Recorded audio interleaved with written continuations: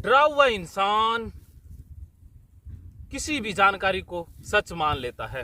खास करके मैं उन डरे हुए इंसानों की बात कर रहा हूं जो HIV से डर जाते हैं। कुछ बातें आज की इस वीडियो में मैं आपको बता रहा हूं, उनसे आपका HIV का डर भाग जाएगा।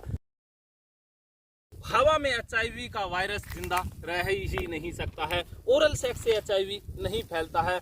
उसी प्रकार अगर आप स्पा सेंटर में जाते हैं, मसाज करवाने जाते हैं, तो बहुत सारे युवा या पुरुष डर के साये में वहां पर समय बिताते हैं या वहां से वापस लौटते ही टेस्टिंग करवाने लग जाते हैं। बार बार टेस्टिंग करवाएंगे या यूट्यूब पर या गूगल के ऊपर भ्रामक आर्टिकल पढ़ने लग जाते हैं और उनको ये मन में कंफ्यूजन बना रहता है कि जिस लड़की के साथ उन्होंने इंटरकोर्स किया या उसने हस्तमैथुन भी किया, उसके हाथ में कोई कट था, उसके कोई कहीं शरीर के ऊपर कट था, उससे खून निकल रहा था, उससे कहीं उनको HIV हो सकता है।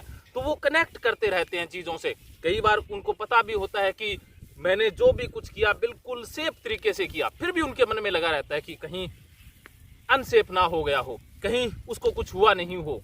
उसके विषय में सोच करके डरते रहते हैं। और ऐसे इंसान दोबारा ऐसी गलती तो नहीं करते हैं, लेकिन एक बार गलती हो गई उसका खामियाजा बार बार भुगतते रहते हैं, उससे छुटकारा पा ही नहीं सकते हैं। तो मैं क्लियर कर देना चाहूँगा कि स्पा सेंटर में आप जाते हैं, वहाँ पर सेफ्टी का इस्तेमाल करते हैं, तब आपको कोई भी HIV का खतरा है नहीं। चाहे उसको कट लगा हो, चाहे वो HIV से संक्रमित भी हो, तब भी आपको HIV नहीं फैल सकता है। क्योंकि किसी भी प्रकार के ओरल सेक्स से या किसी भी प्रकार के किस करने से या हस्तमैथुन करने से HIV का वायरस ट्रांसफर नहीं होता है। वो 4 ही कारणों से होता है। वो 4 कारण मुझे बताने की जरूरत नहीं। और उसमें जो सेक्सुअल इंटरकोर्स होता है उसमें सिर्फ संभावना रहती है, 100% नहीं है कि HIV संक्रमित औरत से आपने सेक्स किया और आपको HIV हो जाएगा। WHO कहता है कि होने का एक कारण बन सकता है। देखिए कि संक्रमित ब्लड के प्रयोग से जो संभावना है वो सबसे ज़्यादा है, माता से होने की संभावना उससे कम हो जाती है, संक्रमित सुई के प्रयोग से संभावना बहुत ज़्यादा रहती है। उसी प्रकार अनसेफ सेक्स से भी जो संभावना रहती है वो बहुत कम रहती है, वो कोई हाई नहीं है।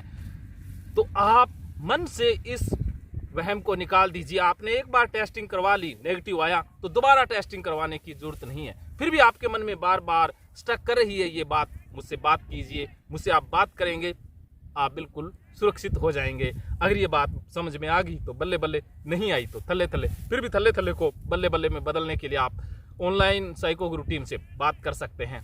धन्यवाद।